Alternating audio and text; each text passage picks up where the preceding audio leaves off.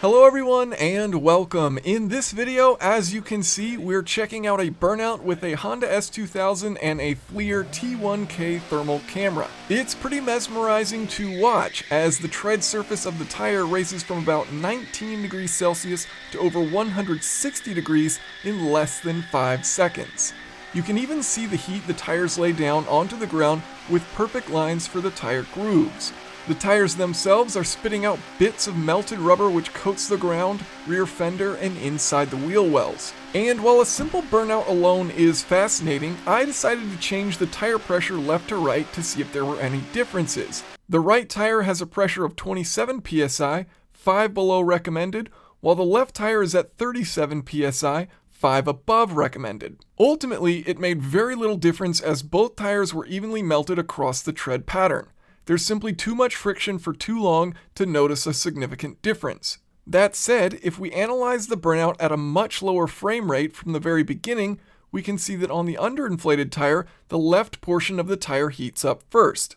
This is actually because the rear tire is out of alignment and has excessive negative camber, so the load on the tire rests primarily on the inside.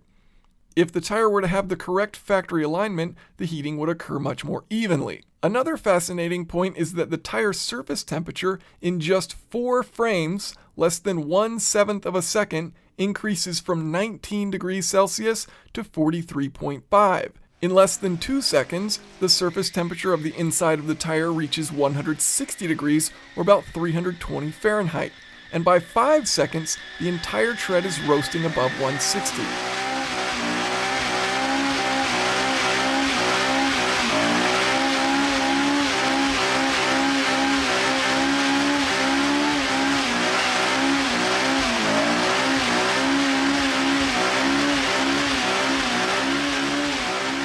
At this point, I'm completely blinded by tire smoke, and yet the thermal camera sees perfectly clearly.